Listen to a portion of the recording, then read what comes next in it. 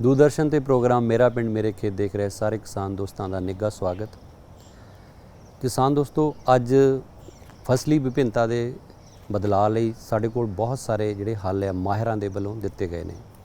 जे असीं अंब की खेती की गल करिए तो अंबां दा जो बाग है उहदे बारे भी जिहड़े माहिर दसदे ने कि वो साडे लई बहुत ही लाहेवंद है। समुची बागवानी दे विच माहिरां दे वल्लों राय दित्ती जाती है कि जे असी कणक झोने के फसली चक्कर तो हट के बागवानी दे वल जाने आ तां पहले 3 साल असी जिहड़ा आ अंतर फसलां लैके अपने जिहड़े खेती दे खर्चे आ उन्हां नूं भी घटा सकते हैं। पर इहदे नाल ही जो मिट्टी की सेहत है वो भी जिहड़ी आ उपजाऊ रहिंदी है।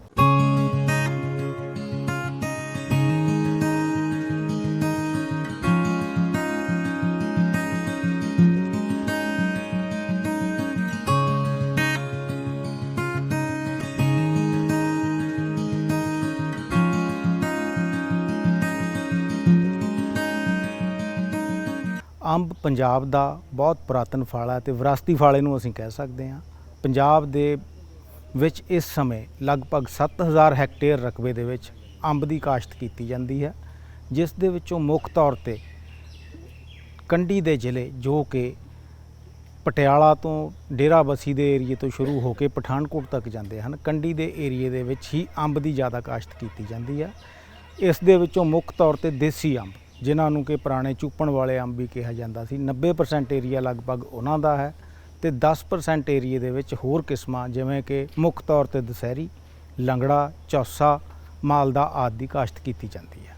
अंब नूं पंजाब दे विच बचाउण लई डॉक्टर महेंद्र सिंह रंधावा वालों एक विरासती पहल की गई सी ते इस तहत गंगियां विखे पंजाब खेतीबाड़ी यूनीवर्सिटी वालों रिसर्च सेंटर खोलिया गया सी। डॉक्टर महेंद्र सिंह रंधावा वालों पंजाब के ਵੱਖ-ਵੱਖ खेतरां तो देसी अंबां दीयां किस्मां की शनाख्त करके गंगियां लगाए गए सन ਅਤੇ उन्हां विचों शनाख्त करके GN 1 तो 7 तक ਅਤੇ GN 19 चूपण वालियां किस्मां जिहड़ियां गंगियां वालों रिलीज़ कीतियां गईयां।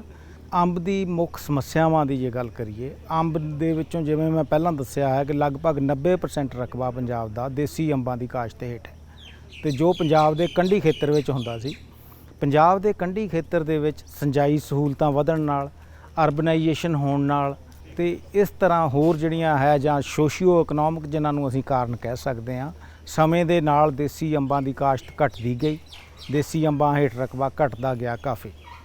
रकबा घटण दे कारण एक तां जे दस्सिया जिवें कि होर अपणियां आल्टरनेट फसलां जिन्हां नूं कह सकते हैं असीं बदलवीआं फसलां, उन्हां तो अंब दे मुकाबले वधिया आमदन होना पहला मुख कारण है। दूजा कारण है कि शुरू तो ही अंब एक इहो जिहा फल है जिहड़ा छोटी अंबी तो लैके पक्कण तक हर स्टेज दे विच इहदी वरतों हुंदी है। चटनी, मुरब्बे जां आम कंढी दे विच बलांजी यूज़ करदे सी।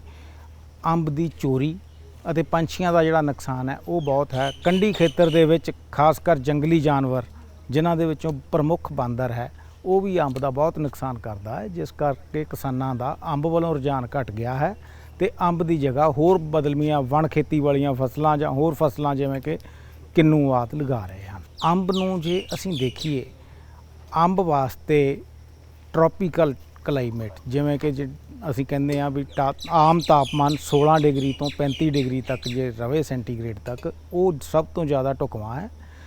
ਉਸ ਤੋਂ ਘੱਟ ਤਾਪਮਾਨ ਜਾਂ ਤਾਪਮਾਨ ਜਦੋਂ ਵੱਧਦਾ ਹੈ ਤਾਂ ਅੰਬ ਦਾ ਵਾਧਾ ਰੁਕਦਾ ਹੈ। ਅੰਬ ਦਾ ਜਦੋਂ ਵਾਧਾ ਰੁਕਦਾ ਤਾਂ ਉਹਦੀ ਪੈਦਾਵਾਰ ਨੂੰ ਵੀ ਫਰਕ ਪੈਂਦਾ। ਜਦੋਂ ਪੈਦਾਵਾਰ ਨੂੰ ਫਰਕ ਪਏਗਾ, ਦੂਜੀਆਂ ਫਸਲਾਂ ਦੇ ਮੁਕਾਬਲੇ ਉਹ ਲਾਹੇਵੰਦ ਨਹੀਂ ਰਹੇਗਾ ਤੇ ਉਹਦੀ ਕਾਸ਼ਤ ਵੱਲ ਰੁਝਾਨ ਘਟ ਰਿਹਾ। ਪਰ ਸਾਨੂੰ ਅੰਬ ਨੂੰ ਜੋ ਹੈ ਨਵੀਆਂ ਤਕਨੀਕਾਂ ਜਿਵੇਂ ਕਿ ਅਸੀਂ ਨਵੀਆਂ ਕਿਸਮਾਂ ਇੰਡੀਆ ਦੇ ਵਿੱਚ ਅਲੱਗ-ਅਲੱਗ ਜਿਹੜੇ ਖੋਜ ਕੇਂਦਰ ਹੈ ਉਹਨਾਂ ਵੱਲੋਂ ਆਪਣੇ ਤਿਆਰ ਕੀਤੀਆਂ ਗਈਆਂ ਹਨ, ਉਹਨਾਂ ਦੀ ਅਸੀਂ ਇੱਥੇ ਹੁਸ਼ਿਆਰਪੁਰ ਦੇ ਵਿੱਚ ਟਰਾਇਲ ਲਗਾਇਆ ਹੈ। ਸਾਡੇ ਕੋਲ ਡੈਮੋਨਸਟ੍ਰੇਸ਼ਨ ਸੈਂਟਰ ਹੈ ਖਨੌੜਾ ਵਿਖੇ, ਉੱਥੇ ਅਸੀਂ ਵੱਖ-ਵੱਖ ਡਿਸਟੈਂਸ 'ਤੇ ਉਹਨੂੰ ਹਾਈ ਡੈਂਸਿਟੀ ਪਲਾਂਟੇਸ਼ਨ ਵੀ ਲਾ ਕੇ ਦੇਖਿਆ ਅਤੇ ਵੱਖ-ਵੱਖ ਰਾਜਾਂ ਤੋਂ ਲਿਆ ਕੇ ਕਿਸਮਾਂ ਜਿਨ੍ਹਾਂ ਦੇ ਵਿੱਚ ਸਾਡੇ ਕੋਲ ਅਮਰਪਾਲੀ, ਰਤਨਾ, ਸਿੰਧੂ, ਟੌਮੀ ਐਟਕਨ ਇਹੋ ਜਿਹੀਆਂ ਕਿਸਮਾਂ ਉਹਨਾਂ ਨੂੰ ਪੰਜਾਬ ਦੇ ਵਿੱਚ ਅਸੀਂ ਟੈਸਟ ਕਰ ਰਹੇ ਹਾਂ ਤੇ ਕੋਸ਼ਿਸ਼ ਕਰਾਂਗੇ ਵੀ ਆਉਣ ਵਾਲੇ ਸਾਲਾਂ ਦੇ ਵਿੱਚ ਉਹਨਾਂ ਦੇ ਵਿੱਚੋਂ ਜੋ ਸਕਸੈਸਫੁਲ ਕਿਸਮਾਂ ਹਨ ਉਹ ਪੰਜਾਬ ਦੇ ਕਿਸਾਨ ਕਾਸ਼ਤਕਾਰ ਕਰਕੇ ਲਾਭ ਉਠਾ ਸਕਦੇ ਹਨ। ਸਾਡਾ ਫਾਰਮ ਮਹਿਲਾਂ ਵਾਲੀ ਦੇ ਵਿੱਚ ਹੈਗਾ ਹੈ ਜੀ, ਤੇ ਸਾਡੇ ਕੋਲ ਅੰਬ ਦੇ 250 ਬੂਟੇ ਹਨ ਜਿਹੜੇ ਮੇਰੇ ਫਾਦਰ ਸਾਹਿਬ ਨੇ ਅੱਜ ਤੋਂ 35 ਸਾਲ ਪਹਿਲਾਂ 1990 91 ਤੇ 89 ਦੇ ਵਿੱਚ ਲਾਏ ਸੀਗੇ ਤੇ ਡਿਪਾਰਟਮੈਂਟ ਦੀ ਹੈਲਪ ਦੇ ਨਾਲ ਉਦੋਂ ਅਸੀਂ ਆ ਸਾਰਾ ਬਾਗ ਉਸਾਰਿਆ ਸੀਗਾ ਜੀ। ਤੇ ਉਹਦੇ ਵਿੱਚ ਡਿਪਾਰਟਮੈਂਟ ਨੇ ਸਾਡੀ ਬੂਟੇ ਲਾਉਣ ਤੋਂ ਲੈ ਕੇ ਖਰੀਦਣ ਤੋਂ ਲੈ ਕੇ ਤੇ ਉਹਨਾਂ ਦੀ ਮੇਨਟੇਨੈਂਸ ਵਿੱਚ ਪੂਰੀ ਸਾਡੀ ਹੈਲਪ ਕੀਤੀ ਉਦੋਂ। ਤੇ ਹੁਣ ਸਾਡੇ ਬੂਟੇ 30 ਤੋਂ 32 ਸਾਲ ਦੇ ਹੋ ਗਏ ਨੇ ਤੇ ਫੁੱਲ ਆਪਣੀ ਪ੍ਰੋਡਕਸ਼ਨ ਤੇ ਆਪਣੇ ਲਾਈਫ ਸਪੈਨ ਦੀ ਬੈਸਟ ਟਾਈਮ ਦੇ ਵਿੱਚ ਨਿਕਲ ਰਹੇ ਨੇ ਜੀ। ਤੇ ਇਹ ਅੰਬ ਦੀ ਖੇਤੀ ਜਿੱਦਾਂ ਸਾਰਿਆਂ ਨੂੰ ਪਤਾ ਹੈ ਕਿ ਜਿਹੜਾ ਆਪਣਾ ਦੁਆਬਾ ਏਰੀਆ ਹੈ ਜੀ, ਇਹ ਸ਼ੁਰੂ ਤੋਂ ਅੰਬਾਂ ਲਈ ਫੇਮਸ ਰਿਹਾ ਹੈ ਤੇ ਸਭ ਤੋਂ ਜ਼ਿਆਦਾ ਅੰਬ ਖਾਸ ਕਰਕੇ ਹੁਸ਼ਿਆਰਪੁਰ ਜ਼ਿਲ੍ਹੇ ਦੇ ਵਿੱਚ ਪਾਏ ਜਾਂਦੇ ਸੀ। ਪਰ ਟਾਈਮ ਦੇ ਨਾਲ ਜਿਹੜੇ ਅੰਬ ਦੇ ਬਾਗ ਸੀਗੇ ਉਹ ਲੋਕਾਂ ਨੇ ਪੱਟ ਦਿੱਤੇ। ਉਹਦਾ ਮੁੱਖ ਕਾਰਨ ਇਹੀ ਰਿਹਾ ਕਿ ਅੰਬ ਜਿਹੜਾ ਹੈ ਜੀ, ਇੱਕ ਤਾਂ ਟਾਈਮ ਬਹੁਤ ਲੈਂਦਾ ਹੈ ਜੀ, ਆਪਣੀ ਪ੍ਰੋਡਕਸ਼ਨ ਪ੍ਰੋਪਰ ਦੇਣ ਦੇ ਲਈ ਉਹਨੂੰ ਘੱਟੋ ਘੱਟ ਜੀ 10 ਤੋਂ 12 ਸਾਲ ਲੱਗਦੇ ਹਨ ਬੂਟਾ ਲੱਗਣ ਤੋਂ ਬਾਅਦ। ਪਹਿਲੇ 5 ਸਾਲ ਤਾਂ ਬੂਟੇ ਦੀ ਪੂਰੀ ਕੇਅਰ ਆਪਣੇ ਬੱਚੇ ਵਾਂਗੂ ਕਰਨੀ ਪੈਂਦੀ ਹੈ ਜੀ। ਉਸ ਤੋਂ ਬਾਅਦ ਜਦੋਂ ਬੂਟਾ 12 ਸਾਲ ਦਾ ਹੋ ਜਾਂਦਾ ਹੈ ਤਾਂ ਉਹ ਆਪਣੀ ਕਮਰਸ਼ੀਅਲ ਵਾਇਬਿਲਿਟੀ ਉਹਦੀ ਸ਼ੁਰੂ ਹੋ ਜਾਂਦੀ ਹੈ। ਫਿਰ ਜੀ ਅੰਬ ਦੇ ਵਿੱਚ ਮੇਨ ਇੱਕ ਪ੍ਰੋਬਲਮ ਜਿਹੜੀ ਲੋਕਾਂ ਨੂੰ ਆਈ, ਜਿਹਦੇ ਕਰਕੇ ਜ਼ਿਆਦਾਤਰ ਦੁਆਬੇ ਏਰੀਆ ਦੇ ਬਾਗ ਪੱਟੇ ਗਏ, ਉਹ ਸੀਗੀ ਕਿ ਜੀ ਅੰਬ ਦੇ ਜਿਹੜੀ ਆਲਟਰਨੇਟ ਬੇਅਰਿੰਗ ਦੀ ਪ੍ਰੋਬਲਮ ਹੈ ਜੀ, ਕਿ ਉਹ 1 ਸਾਲ ਲੱਗਦਾ ਹੈ ਜੀ, ਫਿਰ 1 ਸਾਲ ਬ੍ਰੇਕ ਲੈ ਲੈਂਦਾ ਹੈ ਜੀ। ਉਹਦੇ ਵਿੱਚ ਸਰਕਾਰ ਨੇ ਪਿਛਲੇ ਕਈ ਸਾਲਾਂ ਤੋਂ, ਕੱਲੀ ਆਪਣੀ ਸਰਕਾਰ ਨੇ ਨਹੀਂ ਜੀ, ਪੂਰੇ ਵਰਲਡ ਦੇ ਵਿੱਚ ਇਹਦੇ ਉੱਤੇ ਬਹੁਤ ਜ਼ਿਆਦਾ ਸਟੱਡੀ ਵੀ ਹੋਈ ਹੈ ਤੇ ਇਹਦੇ ਲਈ ਨਵੀਆਂ ਵੈਰਾਈਟੀ ਤੇ ਨਵੀਆਂ ਟੈਕਨੀਕਸ ਵੀ ਲੈ ਕੇ ਆਏ ਨੇ। ਮੇਰੀ ਇਹੀ ਹੋਏਗੀ ਕਿ ਜਿਹੜੀ ਸਰਕਾਰ ਹੈ ਜੀ, ਉਹ ਕਿਸਾਨਾਂ ਨੂੰ ਤੇ ਖਾਸ ਕਰਕੇ ਡਿਪਾਰਟਮੈਂਟ ਵਾਲਿਆਂ ਨੂੰ, ਜਿੱਦਾਂ ਅੱਜ ਤੋਂ 10-15 ਸਾਲ ਪਹਿਲਾਂ ਇਜ਼ਰਾਈਲ ਲੈ ਕੇ ਗਏ ਸੀ ਤੇ ਉਦੋਂ ਨਵੀਂ ਟੈਕਨੋਲੋਜੀ ਲੈ ਕੇ ਆਏ ਸੀ, ਤੇ ਇਸ ਚੀਜ਼ ਦੇ ਉੱਤੇ ਵੀ ਸਰਕਾਰ ਥੋੜ੍ਹੀ ਗਾਈਡੈਂਸ ਦੇਵੇ ਕਿ ਜਿਹੜੇ ਇਸ ਏਰੀਆ ਦੇ ਵਿੱਚੋਂ ਅੰਬ ਦੇ ਬਾਗ ਪੱਟੇ ਗਏ ਹਨ ਤੇ ਉਹ ਦੁਬਾਰਾ ਤੋਂ ਲੋਕ ਇੱਥੇ ਅੰਬ ਨੂੰ ਲਾਉਣਾ ਸ਼ੁਰੂ ਕਰੇ। ਕਿਉਂਕਿ ਅੰਬ ਦੀ ਜਿਹੜੀ ਮੇਨ ਪ੍ਰੋਬਲਮ ਆਈ ਹੈ ਜੀ, ਉਹ ਆ 2 ਹੀ ਚੀਜ਼ਾਂ ਦੀ ਹੈ ਜੀ। ਇੱਕ ਤਾਂ ਆਲਟਰਨੇਟ ਬੇਅਰਿੰਗ ਦੀ ਹੈ ਜੀ, ਕਿ ਹਰ ਸਾਲ ਲੱਗਦਾ ਨਹੀਂ ਹੈ ਤੇ ਉਸ ਕਰਕੇ ਕਿਸਾਨ ਦੀ ਰੈਗੂਲਰ ਇਨਕਮ ਨਹੀਂ ਬਣਦੀ, ਤੇ ਇੱਕ ਇਹਦੀ ਟਾਈਮ ਪੀਰੀਅਡ ਬਹੁਤ ਲੰਬਾ ਹੈ ਜੀ, 10 ਤੋਂ 11 ਸਾਲ ਲੱਗ ਜਾਂਦੇ ਹਨ। ਅੰਬਾਂ ਦੇ ਵਿੱਚ ਪ੍ਰੋਬਲਮ ਜੀ ਜ਼ਿਆਦਾਤਰ ਤਾਂ ਜਦੋਂ ਬੂਟਾ ਛੋਟਾ ਹੁੰਦਾ ਹੈ ਉਦੋਂ ਹੁੰਦੀ ਹੈ ਕਿ ਜੀ ਉਹਨੂੰ ਪਹਿਲੇ 5 ਸਾਲ ਆਪਣੀ ਹਨੇਰੀ ਤੋਂ ਤੇ ਹਰ ਬਿਮਾਰੀ ਤੋਂ ਬਚਾਉਣਾ ਪੈਂਦਾ ਹੈ ਜੀ। ਫਿਰ ਜਦੋਂ ਇੱਕ ਵਾਰੀ ਬੂਟਾ ਵੱਡਾ ਹੋ ਜਾਂਦਾ ਹੈ ਫਿਰ ਆਪਣਾ ਪ੍ਰੋਬਲਮਸ ਇਹਦੀਆਂ ਘਟ ਜਾਂਦੀਆਂ ਨੇ।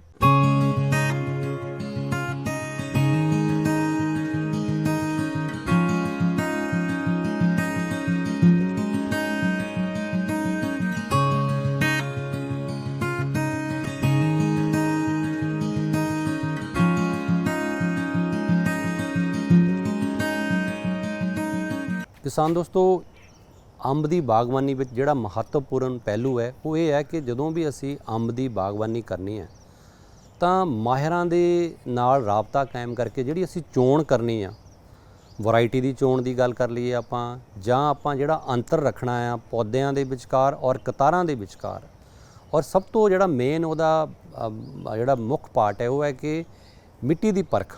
ਮਿੱਟੀ ਦੀ ਪਰਖ ਜਦੋਂ ਆਪਾਂ ਵਿਭਾਗ ਤੋਂ ਕਰਾਵਾਂਗੇ ਉਸ ਦੇ ਹਿਸਾਬ ਦੇ ਨਾਲ ਹੀ ਜਿਹੜੇ ਮਾਹਿਰ ਨੇ ਉਹ ਸਾਨੂੰ ਜਿਹੜੇ ਅੰਬਾਂ ਦੀਆਂ ਜਿਹੜੀਆਂ ਕਿਸਮਾਂ ਨੇ ਉਹ ਕਿਹੜੀਆਂ ਕਿਸਮਾਂ ਉਸ ਇਲਾਕੇ ਦੇ ਵਿੱਚ ਹੋ ਸਕਦੀਆਂ ਔਰ ਉਹਨਾਂ ਦਾ ਝਾੜ ਕਿਸ ਤਰ੍ਹਾਂ ਦਾ ਰਹੇਗਾ ਔਰ ਕਿਹੜੀਆਂ ਬਿਮਾਰੀਆਂ ਤੋਂ ਉਹਨਾਂ ਦਾ ਬਚਾਅ ਕਰਨ ਲਈ ਸਾਨੂੰ ਜਿਹੜਾ ਸਮੁੱਚਾ ਪ੍ਰਬੰਧ ਕਰਨਾ ਪਵੇਗਾ। ਇਹ ਬਹੁਤ ਜ਼ਰੂਰੀ ਹੈ ਕਿ ਅਸੀਂ ਮਾਹਿਰਾਂ ਦੀ ਰਾਏ ਦੇ ਨਾਲ ਜਿਹੜਾ ਆ ਰਾਬਤਾ ਕਾਇਮ ਕਰਕੇ ਅੰਬਾਂ ਦੀ ਜਿਹੜੇ ਬਾਗਬਾਨੀ ਅਸੀਂ ਕਰਨੀ ਆ ਉਹਦੀ ਚੋਣ ਜਿਹੜੀ ਆ ਉਹਨੂੰ ਇੱਕ ਮਹੱਤਵਪੂਰਨ ਜਿਹੜਾ ਪਹਿਲੂ ਰੱਖੀਏ। ਪੁਰਾਣੇ ਜਦੋਂ ਬੂਟੇ ਹੋ ਜਾਂਦੇ ਹਨ, ਹਾਈਟ ਜ਼ਿਆਦਾ ਹੋ ਜਾਂਦੀ ਹੈ, ਉਹਨਾਂ ਨੂੰ ਮੇਨਟੇਨ ਕਰਨਾ ਮੁਸ਼ਕਲ ਹੋ ਜਾਂਦਾ ਹੈ ਕਿਉਂਕਿ ਉਹਨਾਂ ਦੇ ਉੱਤੇ ਸਪਰੇਅ ਕਰਨਾ, ਫਲ ਨੂੰ ਤੋੜਨਾ, ਇਹੋ ਜਿਹੇ ਕੰਮ ਕਰਨੇ ਮੁਸ਼ਕਲ ਹੁੰਦੇ ਹਨ। ਇਸ ਲਈ ਅੰਬ ਨੂੰ ਜਦੋਂ 30 ਤੋਂ 35 ਸਾਲ ਦਾ ਹੋ ਜਾਂਦਾ ਹੈ ਤਾਂ ਉਹਨੂੰ ਪੰਜਾਬ ਖੇਤੀਬਾੜੀ ਯੂਨੀਵਰਸਿਟੀ ਦੀਆਂ ਸਿਫਾਰਿਸ਼ਾਂ ਮੁਤਾਬਕ ਰੀਜੂਵੀਨੇਟ ਅਸੀਂ ਕਹਿੰਦੇ ਹਾਂ, ਪੁਰਾਣੇ ਬੂਟੇ ਨੂੰ ਨਵਾਂ ਕਰਨਾ। ਉਹਨੂੰ ਟਾਹਣੇ ਕੱਟ ਦਿੱਤੇ ਜਾਂਦੇ ਹਨ 3 ਮੀਟਰ ਦੀ ਉਚਾਈ 'ਤੇ। ਉਸ ਤੋਂ ਬਾਅਦ ਉਸ ਨੂੰ ਲਗਭਗ 3 ਸਾਲ ਫਲ ਨਹੀਂ ਲੱਗਦਾ, ਪਰੰਤੂ ਉਸ ਤੋਂ ਬਾਅਦ ਉਹ ਬੂਟੇ ਦੀ ਉਮਰ 25 ਤੋਂ 30 ਸਾਲ ਹੋਰ ਵੱਧ ਜਾਂਦੀ ਹੈ। ਇਹ ਤਜਰਬੇ ਵੀ ਸਾਡੇ ਸਕਸੈਸਫੁਲ ਹੋਏ ਹਨ ਤੇ ਪੁਰਾਣੇ ਬਾਗਾਂ ਦੇ ਵਿੱਚ ਜਿਨ੍ਹਾਂ 'ਚ ਫਲ ਲੱਗਣ ਦੀ ਜਾਂ ਬਿਮਾਰੀਆਂ ਦੇ ਹਮਲੇ ਦੀ ਜ਼ਿਆਦਾ ਸ਼ਿਕਾਇਤ ਹੈ, ਉੱਥੇ ਕਿਸਾਨ ਅੰਬ ਦੇ ਬਾਗਾਂ ਨੂੰ ਰੀਜੂਵੀਨੇਟ ਵੀ ਕਰ ਸਕਦੇ ਹਨ।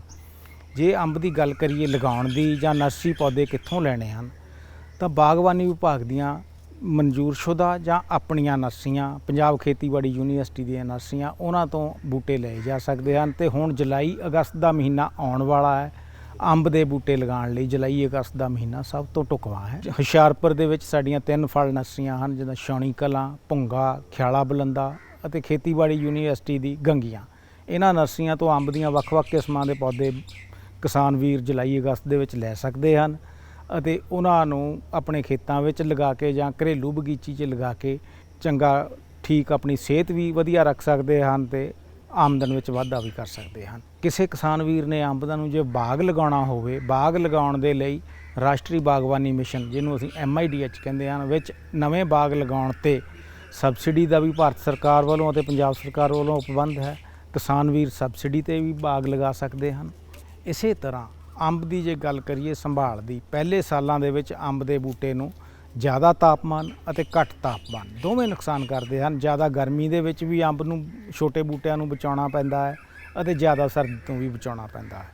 ਸਰਦੀ ਤੋਂ ਬਚਾਉਣ ਲਈ ਅਸੀਂ ਅੰਬ ਦੇ ਬੂਟਿਆਂ ਨੂੰ ਦਸੰਬਰ ਜਨਵਰੀ ਮਹੀਨੇ ਜਦੋਂ ਜ਼ਿਆਦਾ ਠੰਡ ਪੈਂਦੀ ਹੈ, ਸਲਵਾੜ ਜਾਂ ਕੁੱਲੀਆਂ ਕਰਕੇ ਸਾਈਡ ਤੇ ਪੋਲੀਥੀਨ ਲਗਾ ਕੇ ਵੀ ਢੱਕ ਸਕਦੇ ਹਾਂ ਤੇ ਅੰਬ ਦੇ ਬੂਟੇ ਨੂੰ ਠੰਡ ਦੇ ਮਾੜੇ ਪ੍ਰਭਾਵ ਤੋਂ ਬਚਾ ਸਕਦੇ ਹਾਂ। ਇਸੇ ਤਰ੍ਹਾਂ ਗਰਮੀਆਂ ਦੇ ਵਿੱਚ ਫਲਦਾਰ ਬੂਟੇ ਅੰਬ ਦੇ ਨੂੰ ਜ਼ਿਆਦਾ ਅਸੀਂ ਸਮੇਂ ਸਿਰ ਪਾਣੀ ਲਗਾ ਕੇ ਜਾਂ ਉਸ ਦੇ ਆਲੇ ਦੁਆਲੇ ਜ਼ਿਆਦਾ ਵਹਾਈ ਨਾ ਕਰਕੇ ਘਾਹ ਫੂਸ ਜਿਹੜਾ ਰੱਖ ਕੇ ਤਾਪਮਾਨ ਘਟਾ ਸਕਦੇ ਹਾਂ ਤੇ ਅੰਬ ਦੇ ਬੂਟੇ ਨੂੰ ਇਸ ਪ੍ਰਭਾਵ ਤੋਂ ਬਚਾ ਸਕਦੇ ਹਾਂ। ਇੱਕ ਵਾਰ ਅੰਬ ਦਾ ਬੂਟਾ ਜਦੋਂ 3-4 ਸਾਲ ਦਾ ਹੋ ਗਿਆ, 4 ਸਾਲ ਤੋਂ ਬਾਅਦ ਫਲ ਦੇਣਾ ਸ਼ੁਰੂ ਕਰ ਦਿੰਦਾ ਹੈ। ਜਦੋਂ ਫਲ ਦੇਣਾ ਸ਼ੁਰੂ ਕਰ ਦਿੱਤਾ, ਉਸ ਤੋਂ ਬਾਅਦ ਠੰਡ ਤੇ ਗਰਮੀ ਦੇ ਪ੍ਰਭਾਵ ਤੋਂ ਕਾਫੀ ਹੱਦ ਤੱਕ ਬਚਿਆ ਰਹਿੰਦਾ ਹੈ। ਜੋ ਦੇਸੀ ਅੰਬ ਹੈ ਉਸ ਨੂੰ ਤਾਂ ਅਸੀਂ ਟਪਕਾ ਸਟੇਜ ਕਹਿੰਦੇ ਹਾਂ। ਟਪਕਾ ਦਾ ਮਤਲਬ ਇਹ ਹੈ ਵੀ ਜਦੋਂ ਥੋੜ੍ਹੇ ਬੂਟੇ ਦੇ ਉੱਤੋਂ ਆਪਣੇ ਆਪ ਫਲ ਪੱਕ ਕੇ ਥੱਲੇ ਡਿੱਗ ਜਾਣ, ਟਪਕ ਜਾਣ, ਉਹਨੂੰ ਅਸੀਂ ਟਪਕਾ ਕਹਿੰਦੇ ਹਾਂ। ਉਸ ਟਾਈਮ ਫਲ ਤੋੜ ਲੈਣਾ ਚਾਹੀਦਾ ਹੈ, ਕਿਉਂਕਿ ਉਸ ਨੂੰ ਜੇ ਫਲ ਨੂੰ ਨਾ ਤੋੜਾਂਗੇ ਉੱਪਰੋਂ ਡਿੱਗ ਕੇ ਆਪਣੇ ਆਪ ਪੱਕ ਕੇ ਡਿੱਗੇਗਾ, ਥੱਲੇ ਡਿੱਗ ਕੇ ਉਹਨੂੰ ਸੱਟ ਵੀ ਲੱਗੇਗੀ ਤੇ ਉਹ ਜ਼ਿਆਦਾ ਦੇਰ ਰੱਖਿਆ ਵੀ ਨਹੀਂ ਜਾ ਸਕਦਾ, ਖਰਾਬ ਹੋ ਜਾਂਦਾ ਹੈ ਜਾਂ ਫਟ ਜਾਂਦਾ ਹੈ ਕਈ ਵਾਰ। ਤੇ ਜਿਹੜੀਆਂ ਬਾਗਾਂ ਦੇ ਵਿੱਚ ਅਸੀਂ ਬਾਗ ਲਾਏ ਆ, ਜਿਵੇਂ ਕਿ ਦਸ਼ਹਿਰੀ ਦਾ ਬਾਗ ਹੈ, ਕਿਸੇ ਕੋਲ ਲੰਗੜੇ ਦਾ ਬਾਗ ਹੈ, ਉਹ ਅਲੱਗ-ਅਲੱਗ ਕਿਸਮਾਂ ਦਾ ਪੱਕਣ ਦਾ ਸਮਾਂ ਜਿਸ ਹਿਸਾਬ 'ਚ ਹੈ, ਉਸ ਹਿਸਾਬ ਦੇ ਵਿੱਚ ਉਹਨੂੰ ਇੱਕ ਬੜਾ ਦੇਸੀ ਜਿਹਾ ਢੰਗ ਦੱਸਦਾ ਕਿ ਅੰਬ ਦਾ ਕੋਈ ਫਲ ਤੋੜ ਕੇ ਉਸ ਨੂੰ ਪਾਣੀ ਦੇ ਵਿੱਚ ਡੋਬ ਦਿਓ। ਜੇ ਤਾਂ ਉਹ ਪਾਣੀ ਦੇ ਵਿੱਚ ਡੁੱਬ ਜਾਵੇ ਤਾਂ ਉਹ ਤੜਾਈ ਦੇ ਲਈ ਤਿਆਰ ਹੈ। ਜੇ ਪਾਣੀ ਦੇ ਉੱਪਰ ਤੈਰਦਾ ਹੈ ਤਾਂ ਹਜੇ ਉਹ ਪੂਰਾ ਮੈਚਿਓਰ ਨਹੀਂ ਹੋਇਆ, ਤੋੜਨ ਯੋਗ ਨਹੀਂ ਹੋਇਆ। ਅੰਬ ਦੇ ਫਲ ਨੂੰ ਕੱਲੇ ਨੂੰ ਪੌੜੀ ਦੇ ਨਾਲ ਲਾ ਕੇ ਤੋੜਨਾ ਚਾਹੀਦਾ ਹੈ। ਥੱਲੇ ਸੁੱਟਿਆ ਫਲ ਸੱਟ ਲੱਗਦੀ ਹੈ ਤੇ ਬਾਅਦ ਦੇ ਵਿੱਚ ਉਹਨੂੰ ਪੱਕਣ ਦੇ ਬਾਅਦ ਗਲਣਾ ਸ਼ੁਰੂ ਹੋ ਜਾਏਗਾ, ਜੋ ਕਿ ਆਪਣਾ ਨੁਕਸਾਨ ਹੈ। ਅੰਬ ਨੂੰ ਇਸ ਸਮੇਂ ਫਲ ਦੀ ਮੱਖੀ ਵੀ ਪੈਂਦੀ ਹੈ, ਜੋ ਕਿ ਮੱਖੀ ਜਦੋਂ ਫਲ ਨਰਮ ਹੁੰਦਾ ਹੈ ਉਸ ਦੇ ਵਿੱਚ ਡੰਗ ਮਾਰ ਕੇ ਅੰਡੇ ਦੇ ਦਿੰਦੀ ਆ ਤੇ ਬਾਅਦ ਵਿੱਚ ਅਸੀਂ ਕਹਿੰਦੇ ਹਾਂ ਵੀ ਅੰਬ ਕਾਣਾ ਹੋ ਗਿਆ ਜਾਂ ਉਸ ਦੇ ਵਿੱਚ ਸੁੰਡੀਆਂ ਪੈ ਗਈਆਂ। ਉਸ ਦੀ ਰੋਕਥਾਮ ਲਈ ਬਾਗਬਾਨੀ ਵਿਭਾਗ ਵੱਲੋਂ ਸਿਟਰਸ ਅਸਟੇਟ ਹੁਸ਼ਿਆਰਪੁਰ ਅਤੇ ਸਿਟਰਸ ਅਸਟੇਟ ਛਾਉਣੀ ਕਲਾਂ ਵਿਖੇ, ਅਸੀਂ ਸਿਟਰਸ ਅਸਟੇਟ ਭੁੰਗਾ ਵਿਖੇ ਫਲ ਦੀ ਮੱਖੀ ਦੇ ਫਰੂਟ ਫਲਾਈ ਟਰੈਪ ਕਹਿੰਦੇ ਆ, ਉਹ ਮਿਲਦੇ ਆ। ਪ੍ਰਤੀ ਏਕੜ ਜੇ ਅਸੀਂ 16 ਫਰੂਟ ਫਲਾਈ ਟਰੈਪ ਲਗਾ ਲਈਏ ਤਾਂ ਸਾਨੂੰ ਬਾਗ ਦੇ ਵਿੱਚ ਕੋਈ ਸਪਰੇਅ ਕਰਨ ਦੀ ਲੋੜ ਨਹੀਂ ਪਏਗੀ ਅਤੇ ਫਲ ਦੀ ਮੱਖੀ ਤੋਂ ਬਚਾ ਰਹੇਗਾ। ਇਸ ਦੇ ਨਾਲ ਇੱਕ ਤਾਂ ਅਸੀਂ ਵਾਤਾਵਰਨ ਦੀ ਸੰਭਾਲ ਰੱਖਾਂਗੇ, ਦੂਜਾ ਸਾਨੂੰ ਸਪਰੇਅ ਜਦੋਂ ਨਹੀਂ ਕਰਾਂਗੇ ਖਾਣ ਲਈ ਕਿਸਾਨ ਨੂੰ ਜਾਂ ਆਮ ਖਪਤਕਾਰ ਨੂੰ ਵਧੀਆ ਕੁਆਲਿਟੀ ਦਾ ਫਲ ਮਿਲੇਗਾ। ਬਹੁਤ ਲੰਬੇ ਸਮੇਂ ਤੋਂ ਅਸੀਂ ਅੰਬ ਦੀ ਖੇਤੀ ਕਰ ਰਹੇ। 1980 ਇਹਦੀ ਪਲਾਂਟੇਸ਼ਨ ਹੋਈ ਸੀ। We have got near about 12 ਏਕੜ ਬਾਗ ਹੈ ਸਾਡੇ ਕੋਲ। ਬੜਾ ਖੱਟਾ ਮਿੱਠਾ ਐਕਸਪੀਰੀਅੰਸ ਹੈ, ਲੇਕਿਨ ਅਬਵ ਆਲ ਇਹ ਹੈਰੀਟੇਜ ਹੈ, ਇੱਕ ਸੁਗਾਤ ਹੈ ਸਾਡੇ ਜ਼ਿਲ੍ਹੇ ਦੀ। ਲੌਂਗ ਬੈਕ ਇਹਦੀ ਬੜੀ ਲੰਬੀ ਹਿਸਟਰੀ ਹੈ। ਅਗਰ ਇਹਨੂੰ ਅਸੀਂ ਇਕਨੋਮਿਕਲੀ ਵੀ ਦੇਖਿਆ ਜਾਏ, ਹੈਰਿਟ ਦੇ ਨਾਲ ਇਹ ਵਾਈਬਲ ਵੀ ਹੈ। ਆਲਟਰਨੇਟ ਕ੍ਰੌਪਸ ਹੁੰਦੀਆਂ, ਇੱਕ ਸਾਲ ਘੱਟ ਹੁੰਦਾ, ਇੱਕ ਸਾਲ ਜ਼ਿਆਦਾ ਹੁੰਦਾ। ਠੇਕੇਦਾਰ ਵੀ ਇਹਨੂੰ ਲੈਂਦਾ, ਲੋਕ ਵੀ ਇਹਨੂੰ ਪਸੰਦ ਕਰਦੇ ਆ, ਔਰ ਇਹਦੀ ਡਾਇਰੈਕਟ ਮਾਰਕੀਟਿੰਗ ਕੀਤੀ ਜਾਏ ਤੇ ਇਹਦੀ ਜਿਹੜੀ ਵਾਇਬਿਲਿਟੀ ਹੈ ਹੋਰ ਵੱਧ ਜਾਂਦੀ ਹੈ। ਸੋ ਮੈਂ ਇਹੀ ਆਪਣੇ ਬਾਗਵਾਨ ਭਰਾਵਾਂ ਨੂੰ ਕਹਾਂਗਾ, ਆਪਣੀ ਸਲਾਹ ਦੇਵਾਂਗਾ ਆਪਣੇ ਐਕਸਪੀਰੀਅੰਸ ਤੋਂ ਕਿ ਅੰਬ ਦੀ ਖੇਤੀ ਨੂੰ ਬਚਾ ਕੇ ਰੱਖੀਏ, ਇਹ ਬਾਗਾਂ ਨੂੰ ਬਚਾ ਕੇ ਰੱਖੀਏ। ਇਹ ਸਾਡੇ ਪੰਜਾਬ ਦੀ ਇੱਕ ਸੁਗਾਤ ਹੈ। ਬਹੁਤ ਔਰ ਫਸਲਾਂ ਹੈ ਜਿਨ੍ਹਾਂ 'ਚੋਂ ਤੁਸੀਂ ਅੱਛੇ ਪੈਸੇ ਕਮਾ ਸਕਦੇ ਆ, ਲੇਕਿਨ ਅੰਬ ਵੱਲ ਵੀ ਧਿਆਨ ਦਈਏ।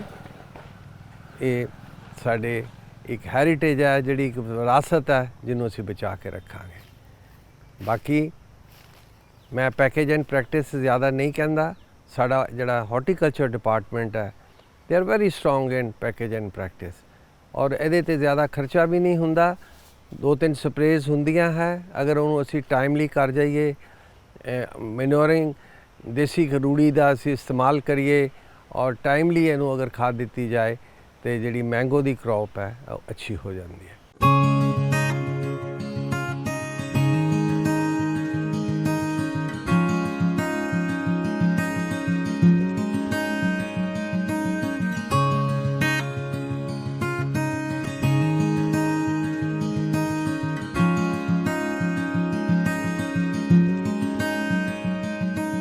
ਇੱਕ ਹੋਰ ਬੜੀ ਇਹਦੇ ਵਿੱਚ ਮਹੱਤਵਪੂਰਨ ਗੱਲ ਹੈ ਕਿ ਜਦੋਂ ਅਸੀਂ ਅੰਬ ਦੀ ਤੁੜਾਈ ਔਰ ਮੰਡੀਕਰਨ ਕਰਨਾ, ਇਹ ਇੱਕ ਬਹੁਤ ਹੀ ਅਹਿਮ ਹਿੱਸਾ ਹੈ ਕਿ ਜਦੋਂ ਅਸੀਂ ਕੰਜ਼ਿਊਮਰ ਤੱਕ, ਗਾਹਕ ਤੱਕ ਜਿਹੜਾ ਇਹ ਜਾਣਾ ਸਾਡਾ ਅੰਬ ਦੀ ਤੁੜਾਈ ਹੋਣ ਤੋਂ ਬਾਅਦ, ਕਿ ਉਹਦੀ ਕੁਆਲਿਟੀ ਨੂੰ ਕਿਸ ਤਰ੍ਹਾਂ ਮੇਨਟੇਨ ਰੱਖਿਆ ਜਾਵੇ।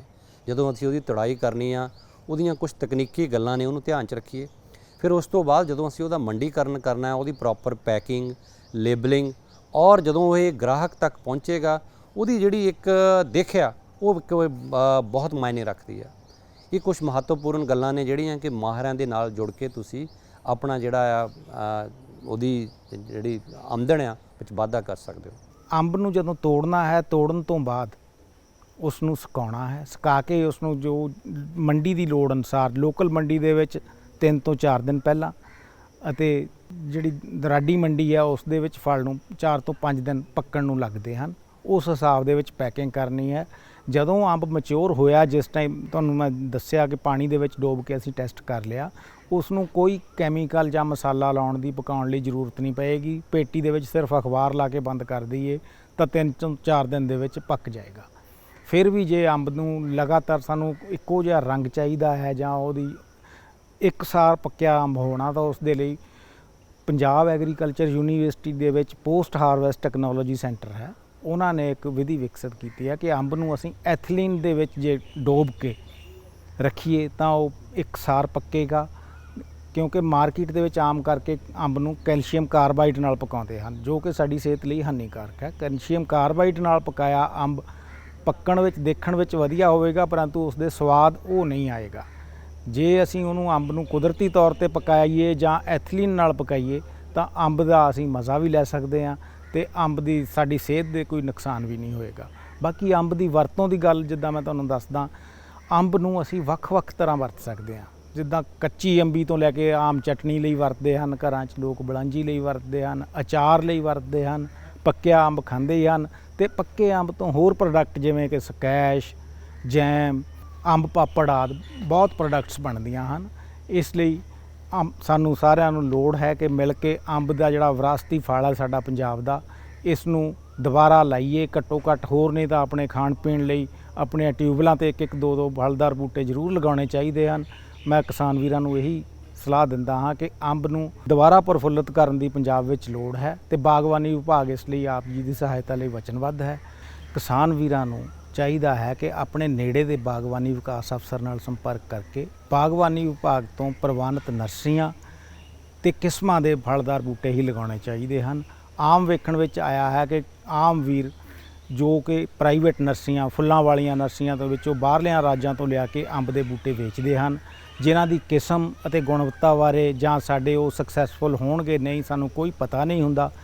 ਜਦੋਂ ਅਸੀਂ 5-6 ਸਾਲ ਦੀ ਮਿਹਨਤ ਤੋਂ ਬਾਅਦ ਦੇਖਦੇ ਹਾਂ ਕਿ ਇਹ ਤਾਂ ਕਿਸਮ ਕੋਈ ਹੋਰ ਹੀ ਨਿਕਲ ਗਈ ਜਾਂ ਇਸ ਨੂੰ ਫਲ ਨਹੀਂ ਲੱਗ ਰਿਹਾ, ਸਾਡਾ ਵਿੱਤੀ ਨੁਕਸਾਨ ਵੀ ਹੁੰਦਾ ਹੈ ਅਤੇ ਰੁਝਾਨ ਜਿਹੜੀ ਹੈ ਉਹ ਵੀ ਘਟਦਾ ਹੈ। ਕਿਉਂਕਿ ਮਿਹਨਤ ਕਰਨ ਤੋਂ ਬਾਅਦ ਜਦੋਂ ਸਾਨੂੰ ਮਨਚਾਹਾ ਫਲ ਨਾ ਮਿਲੇ ਤਾਂ ਮਨ ਦੇ ਵਿੱਚ ਨਿਰਾਸ਼ਾ ਕੁਦਰਤੀ ਤੌਰ ਤੇ ਹੁੰਦੀ ਹੈ। ਇਸ ਲਈ ਯੂਨੀਵਰਸਿਟੀ ਵੱਲੋਂ ਸਿਫਾਰਿਸ਼ ਕੀਤੀਆਂ ਕਿਸਮਾਂ ਬਾਗਬਾਨੀ ਵਿਭਾਗ ਵੱਲੋਂ ਪ੍ਰਵਾਨਿਤ ਨਰਸਰੀਆਂ ਤੋਂ ਹੀ ਲੈਣੇ ਚਾਹੀਦੇ ਹਨ। ਇੱਕ ਤਾਂ ਬੂਟੇ ਦੀ ਕੀਮਤ ਤੁਹਾਨੂੰ ਸਹੀ ਮਿਲੇਗੀ, 60 ਰੁਪਏ ਬੂਟਾ ਇਸ ਟਾਈਮ ਕੀਮਤ ਹੈ।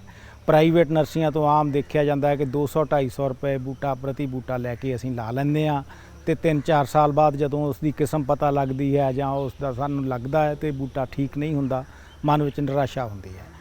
ਇਸੇ ਤਰ੍ਹਾਂ ਅੰਬ ਦਾ ਬੂਟਾ ਜਦੋਂ ਅਸੀਂ ਨਰਸਰੀ ਦੇ ਵਿੱਚੋਂ ਲੈਣਾ ਹੈ, ਸਰਕਾਰੀ ਨਰਸਰੀ ਦੇ ਵਿੱਚੋਂ, ਉਸ ਦਾ ਵੀ ਦੇਖਣਾ ਹੈ ਕਿ ਉਸ ਦਾ ਜੋ ਹੈ 1.5 ਤੋਂ 2 ਫੁੱਟ ਹਾਈਟ ਹੋਣੀ ਚਾਹੀਦੀ ਹੈ। ਜਿੱਥੇ ਉਸ ਨੂੰ ਪਿਓਂਦ ਕੀਤਾ ਹੈ ਉਸ ਤੋਂ ਉੱਤੇ ਘੱਟੋ ਘੱਟ 1 ਫੁੱਟ ਹੋਣਾ ਚਾਹੀਦਾ ਹੈ। ਉਸ ਨੂੰ ਲਗਾਉਣ ਦਾ ਢੰਗ ਜਿੱਦਾਂ ਜਾਂ ਟੋਏ ਪੁੱਟ ਕੇ ਲਗਾਉਣਾ, ਟੋਏ ਪੁੱਟਣੇ ਪਹਿਲਾਂ ਚਾਹੀਦੇ ਹਨ, ਉਹਨੂੰ ਟੋਏ ਪੁੱਟ ਕੇ ਅੰਬ ਦਾ ਬੂਟਾ ਜੋ ਹੈ ਜਿੰਨਾ ਉਸ ਦੇ ਲਿਫਾਫੇ ਦੇ ਵਿੱਚ ਆਮ ਤੌਰ ਤੇ ਅੱਜ ਕੱਲ੍ਹ ਮਿਲਦਾ ਹੈ, ਲਿਫਾਫੇ ਨੂੰ ਜ਼ਮੀਨ ਦੇ ਬਰਾਬਰ ਰੱਖਣਾ ਹੈ, ਜ਼ਿਆਦਾ ਡੂੰਘਾ ਨਹੀਂ ਦੱਬਣਾ। ਕਈ ਵਾਰ ਹੁੰਦਾ ਹੈ ਕਿ ਅਸੀਂ ਬੂਟੇ ਨੂੰ ਜ਼ਿਆਦਾ ਡੂੰਘਾ ਲਗਾ ਦਿੰਦੇ ਹਾਂ ਅਤੇ ਬਾਅਦ ਦੇ ਵਿੱਚ ਜੋ ਉਸ ਦਾ ਜੋੜ ਹੈ ਉਹ ਮਿੱਟੀ ਦੇ ਵਿੱਚ ਚਲਾ ਜਾਂਦਾ ਹੈ ਅਤੇ ਟੁੱਟ ਜਾਂਦਾ ਹੈ ਜਾਂ ਬਿਮਾਰੀਆਂ ਦੇ ਨਾਲ ਉਸ ਦਾ ਨੁਕਸਾਨ ਹੁੰਦਾ ਹੈ। ਅੰਬ ਦੇ ਬੂਟੇ ਲੈਣ ਵੇਲੇ ਬਾਗਬਾਨੀ ਵਿਭਾਗ ਦੇ ਮਾਹਰ ਤੋਂ ਜ਼ਰੂਰ ਸਲਾਹ ਲੈਣੀ ਚਾਹੀਦੀ ਹੈ। ਇਸੇ ਤਰ੍ਹਾਂ ਅੰਬ ਨੂੰ ਜਦੋਂ ਅਸੀਂ ਲਗਾ ਲਿਆ, ਉਸ ਦੀ ਸਾਂਭ ਸੰਭਾਲ ਮੈਂ ਪਹਿਲਾਂ ਦੱਸਿਆ ਹੈ ਕਿ ਗਰਮੀਆਂ ਅਤੇ ਸਰਦੀਆਂ ਤੋਂ ਪਹਿਲੇ 3 ਸਾਲ ਸਾਨੂੰ ਕਰਨੀ ਚਾਹੀਦੀ ਹੈ। ਆਮ ਘਰਾਂ ਦੇ ਵਿੱਚ ਜੋ ਕਿਸਾਨ ਵੀਰ ਅੰਬ ਲਗਾਉਂਦੇ ਹਨ, ਉਹ ਕਈ ਵਾਰ ਦੇਖਿਆ ਜਾਂਦਾ ਹੈ ਕਿ ਘਰ ਦੇ ਵਿੱਚ ਮਿੱਟੀ ਦੀ ਭਰਤੀ ਪਾਈ ਹੁੰਦੀ ਹੈ ਜੋ ਕਿ ਮਿੱਟੀ ਚੰਗੀ ਕਿਸਮ ਦੀ ਨਹੀਂ ਹੁੰਦੀ। ਤੇ ਉਹ ਨਾਲ ਜਾਂ ਕੰਧ ਦੇ ਜ਼ਿਆਦਾ ਨੇੜੇ ਲਗਾ ਲੈਂਦੇ ਹਨ ਤੇ ਕੰਧ ਦੀ ਗਰਮੀ ਦੇ ਨਾਲ ਪੱਤੇ ਸੜਦੇ ਹਨ ਤੇ ਫਿਰ ਉਹਨਾਂ ਨੂੰ ਲੱਗਦਾ ਹੈ ਕਿ ਜੀ ਅੰਬ ਠੀਕ ਨਹੀਂ ਚੱਲ ਰਿਹਾ। ਜਦੋਂ ਘਰ ਦੇ ਵਿੱਚ ਅਸੀਂ ਕਿਚਨ ਗਾਰਡਨਿੰਗ ਦੇ ਤੌਰ ਤੇ ਅੰਬ ਲਗਾਉਣਾ ਹੈ ਤਾਂ ਟੋਆ ਪੁੱਟ ਕੇ ਉਸ ਦੇ ਵਿੱਚ ਦੇਸੀ ਰੂੜੀ ਅਤੇ ਚੰਗੀ ਮਿੱਟੀ ਘੱਟੋ ਘੱਟ 3 ਫੁੱਟ ਟੋਆ ਪੁੱਟ ਕੇ ਉਸ ਨੂੰ ਰਲਾ ਕੇ ਉਸ ਦੇ ਵਿੱਚ ਬੂਟਾ ਲਗਾਉਣਾ ਹੈ ਅਤੇ ਕੰਧ ਤੋਂ ਘੱਟੋ ਘੱਟ 10 ਤੋਂ 12 ਫੁੱਟ ਉਸ ਦੀ ਦੂਰੀ ਰੱਖਾਂਗੇ ਤਾਂ ਹੀ ਅੰਬ ਦਾ ਬੂਟਾ ਸਾਡਾ ਗਰਮੀ ਅਤੇ ਸਰਦੀ ਤੋਂ ਬਚ ਕੇ ਵਧੀਆ ਕਿਸਮ ਦੇ ਫਲ ਦੇ ਸਕੇਗਾ। ਇਹਦੀ ਲਾਈਫ ਦਾ ਤਾਂ ਕਿਸੇ ਨੂੰ ਅੰਦਾਜ਼ਾ ਹੀ ਨਹੀਂ ਹੈ ਜੀ। ਕਿਤੇ 100-100 ਸਾਲਾਂ ਦੇ ਬੂਟੇ ਵੀ ਹਨ ਜਿਹੜੇ ਆਪਣੀ ਪ੍ਰੋਡਕਸ਼ਨ ਦਿੰਦੇ ਹਨ ਤੇ ਇਸ ਲਈ ਲਾਈਫ ਨੂੰ ਲੈ ਕੇ ਇਹਦੇ ਵਿੱਚ ਕੋਈ ਪ੍ਰੋਬਲਮ ਹੈ ਨਹੀਂ। ਉਸ ਤੋਂ ਬਾਅਦ ਹੀ ਜਦੋਂ ਇਹਦੀ ਆਪਣੀ ਫਲਾਵਰਿੰਗ ਹੁੰਦੀ ਹੈ ਉਦੋਂ ਇਹਦੇ ਉੱਤੇ ਸਪਰੇਆਂ ਕਰਨੀਆਂ ਪੈਂਦੀਆਂ ਹਨ ਜਿਹੜੀਆਂ ਜ਼ਰੂਰੀ ਹੁੰਦੀਆਂ ਹਨ। ਜੇ ਉਹ ਸਪਰੇ ਮਿਸ ਹੋ ਜਾਵੇ ਤਾਂ ਜਿਹੜੀ ਫਲਾਵਰਿੰਗ ਹੈ ਆਲਮੋਸਟ ਇੱਕ ਤਰ੍ਹਾਂ ਫਰੂਟ ਡ੍ਰੌਪ ਹੀ ਹੋ ਜਾਂਦਾ ਹੈ ਜਾਂ ਫਰੂਟ ਬਣਦਾ ਹੀ ਨਹੀਂ ਹੈ। ਤੇ ਉਸ ਤੋਂ ਬਾਅਦ ਅੰਬਾਂ ਦੇ ਵਿੱਚ ਕਿਉਂਕਿ ਜੀ ਹੁਣ ਅੰਬ ਆਪਣੇ ਏਰੀਏ ਦੁਆਬੇ ਏਰੀਏ ਦੇ ਵਿੱਚ ਘਟ ਗਏ ਨੇ, ਉਹਦੇ ਕਰਕੇ ਦੀ ਮਾਰਕੀਟਿੰਗ ਦੇ ਵਿੱਚ ਬਹੁਤ ਇਸ਼ੂ ਕ੍ਰੀਏਟ ਹੁੰਦਾ ਹੈ ਜੀ। ਕਿਉਂਕਿ ਹੁਣ ਜ਼ਿਆਦਾਤਰ ਜਿਹੜਾ ਅੰਬ ਹੈ ਜਾਂ ਤਾਂ ਜੀ ਉਹ ਸਾਊਥ ਵਾਲੇ ਪਾਸਿਓਂ ਆ ਰਿਹਾ ਹੈ ਜਾਂ ਉਹ ਯੂਪੀ ਦੀ ਸਾਈਡ ਤੋਂ ਹੋ ਰਿਹਾ। ਉੱਥੇ ਮਾਰਕੀਟ ਫਿਰ ਵੀ ਹੈਗੀ ਆ, ਹੁਣ ਇੱਥੇ ਜੀ ਬਾਇਰ ਘੱਟ ਆਉਂਦਾ ਹੈਗਾ ਤੇ ਲੋਕਾਂ ਨੂੰ ਵੀ ਹੁਣ ਇੰਟਰਸਟ ਅੰਬ ਦੇ ਵਿੱਚੋਂ ਇਸ ਏਰੀਆ 'ਚੋਂ ਘਟਦਾ ਜਾਂਦਾ ਹੈ।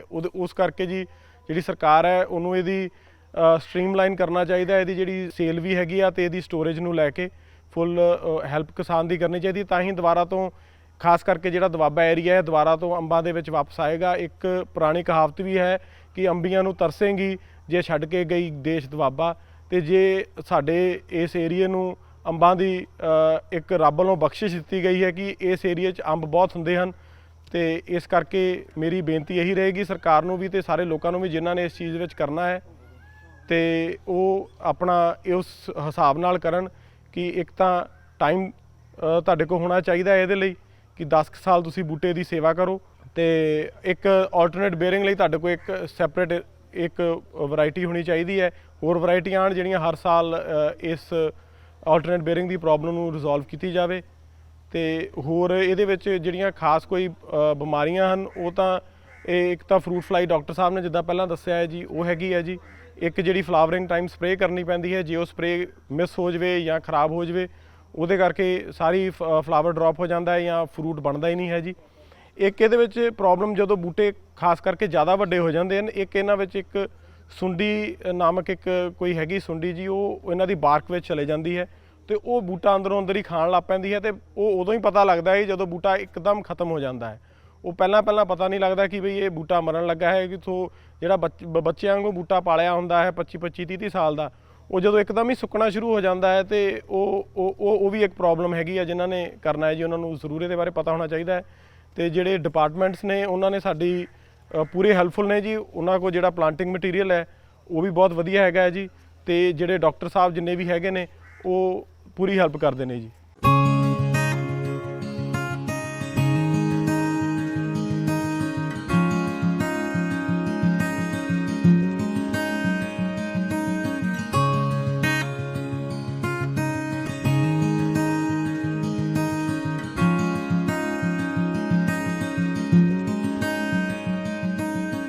ਬਾਗਬਾਨ ਦੋਸਤੋ, ਅਸੀਂ ਸੁਣਿਆ ਕਿ ਕਿਸ ਤਰ੍ਹਾਂ ਡਾਕਟਰ ਸਾਹਿਬ ਨੇ ਬਾਗ ਦੀ ਜਿਹੜੇ ਅੰਬਾਂ ਦੇ ਬਾਗ ਦੀ ਚੋਣ ਦੇ ਬਾਰੇ ਬਹੁਤ ਹੀ ਸਾਰੇ ਪਹਿਲੂਆਂ ਤੇ ਸਾਨੂੰ ਵਿਸ਼ੇਸ਼ ਤੌਰ ਤੇ ਜਿਹੜੀ ਜਾਣਕਾਰੀ ਦਿੱਤੀ ਹੈ। ਇਸ ਤੋਂ ਇਲਾਵਾ ਜੋ ਸਾਡੇ ਕਿਸਾਨ ਵੀਰ ਬਾਗਬਾਨ ਨੇ ਉਹਨਾਂ ਨੇ ਜਿਨ੍ਹਾਂ ਨੇ ਬਾਗ ਦੇ ਜਿਹੜਾ ਦੀ ਖੇਤੀ ਨੂੰ ਅਪਣਾਇਆ, ਅੰਬਾਂ ਦੀ ਖੇਤੀ ਨੂੰ, ਉਹਨਾਂ ਨੇ ਆਪਣੇ ਜਿਹੜੇ ਤਜਰਬੇ ਉਹ ਤੁਹਾਡੇ ਨਾਲ ਸਾਂਝੇ ਕੀਤੇ।